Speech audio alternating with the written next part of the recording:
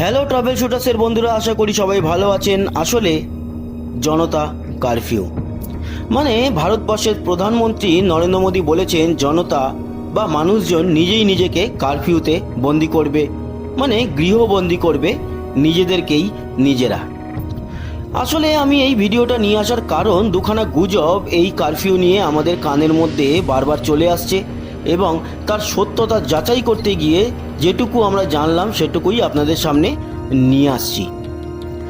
অন্য দুখানা মেসেজ অবশ্য আমাদের হোয়াটসঅ্যাপে আসছে, যেটিতে একটিতে বলা হচ্ছে যে এই ভাইরাসের চেনটাকে ধ্বংস করার জন্যই পরিকল্পনা, আর আরেকটিতে তার বিরুদ্ধেও কিছু মতামত। আমরা অত টেকনিক্যাল ব্যাপার বুঝি না বা জানিও না, কিন্তু দুখানা আজব আর গজব কি বলবো রিউমার আমাদের কানে এসেছে, সেটা নিয়ে আমরা একটু খোঁজ খবর নিয়ে জানলাম যে আসলে এই দুটি ভুয়ো। প্রথমটিতে চলে আসি। প্রথমটিতে বলা হচ্ছে যে এই রবিবার দিনকে সাধারণ মানুষকে গৃহবন্দী করে নাকি আকাশ থেকে হেলিকপ্টারের দ্বারা বা প্লেনের দ্বারা ছড়ানো হবে ভাইরাসের অ্যান্টিভাইরাস, যাতে এই মহামারী তৈরি করা ভাইরাসটি আর বেঁচে থাকতে না পারে সাধারণ জায়গায়। কিন্তু এখানে কয়েকটি প্রশ্ন আমাদের উকিঝুঁকি দেওয়ার পর আমরা একটু খোঁজ খবর নিয়ে জানলাম আসলে ভারতবর্ষের হাতে তো এই ভাইরাসটির অ্যান্টিভাইরাসই নেই। তাহলে ছড়াবেটা কি, কীটনাশক?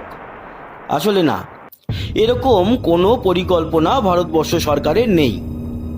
আর তাছাড়া সারা ভারতবর্ষে প্রতিটা জায়গায় এই কীটনাশকই ছড়ানোর কথা বলুন না কেন, তা ছড়ানোর মতো স্ট্রাকচারও নেই। আসলে ভারত সরকার এটাও ভালো করে জানে যে এই ধরনের কোনো অ্যান্টিভাইরাস যদি ছড়ানো হয় সারা ভারতবর্ষের বুকে, তাহলে সমস্ত নদী নালা পুকুর সেগুলো কিন্তু এই অ্যান্টিভাইরাসে আক্রান্ত হবে। আর অ্যান্টিভাইরাস কিন্তু তৈরি হয় ভাইরাস দিয়ে, এটা মাথায় রাখতে হবে। তাই এত খাদ্য সংকটের মধ্যেও কোনো খাদ্য সামগ্রীকে ভাইরাসে পরিণত করা ভারতবর্ষ সরকারের কাম্য নয়। তার কারণ প্রচুর ধানি জমি, জলা জমি, যেখানে মাছ চাষ হয়, যেখানে ধান চাষ হয়, খাবার দাবার তরি তরকারি চাষ হয়, সেখানে এই ভাইরাস ছড়িয়ে পড়ুক তা কখনোই চাইবে না ভারতবর্ষ সরকার। তাই এই চিন্তা ভাবনা একদমই বৃথা, এর কোনো সত্যতাই নেই। এবার দ্বিতীয় আসি আরেকটি কথা, যে ভারতবর্ষ সরকার নাকি বলেছে সমস্ত মানুষকে গৃহবন্দী হয়ে থাকতে। তার আর একটা কারণ, মানে আমি বলতে চাইছি কারণ, সেটা গুজব। এই গুজবটাও আমাদের কানে আসছে। সে গুজবটি কি? এই কারণেই নাকি গৃহবন্দী থাকতে বলা হয়েছে। ভারত সরকার একটি লিস্ট তৈরি করেছে, যেই লিস্টে গত কয়েকদিন যাবৎ বিভিন্ন মানুষজন ভারতবর্ষের বাইরে থেকে ভারতবর্ষে এসছে এবং যেই স্থানে এই ভাইরাসটি অলরেডি কাজ করছে সেই জায়গা থেকে অন্য জায়গায় পদার্পণ করেছে, তাদের সকলকে নাকি ফাইনালাইজ করে এবং তাদের একটি নাম তালিকা তৈরি করে তাদেরকে ঘরে ঘরে গিয়ে চেক করা হবে এবং তাদেরকে বের করে নিয়ে হসপিটালাইজড করা হবে। এরকম একটি খবর বা গুজব আমাদের কানে এসেছে। সেটি নিয়ে তথ্য সন্ধান করার পর আমরা এটাও দেখলাম সেটিও গুজব, ওই রিউমার।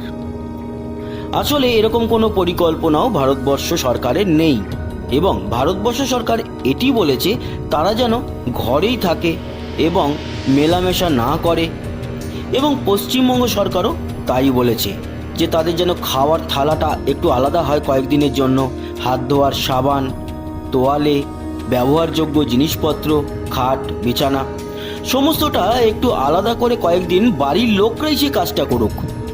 বাড়ির লোকরাই হয়ে যাক সেই মুহূর্তে নীতি পুলিশ, তারাই বের করুক যে তাদের শরীরে কোনো ভাইরাস আছে কিনা।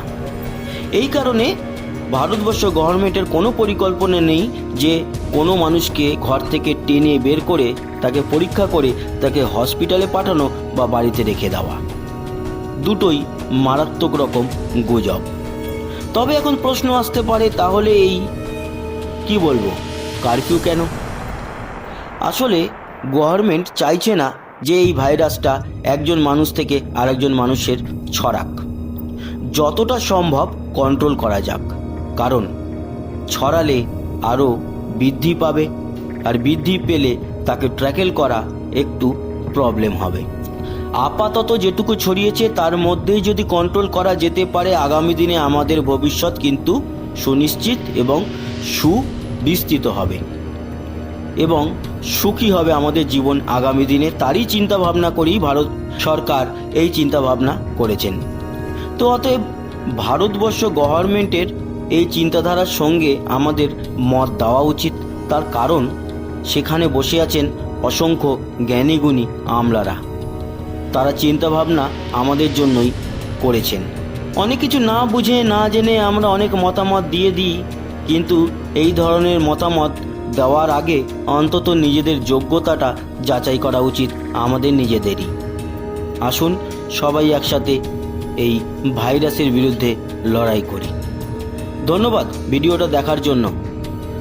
লাইক শেয়ার অবশ্যই করবেন, কিন্তু সাবস্ক্রাইব করার কথা আমি বলবো না, ওটা আপনাদের মতামতের উপর নির্ভর করছে। ভালো থাকবেন, সুস্থ থাকবেন।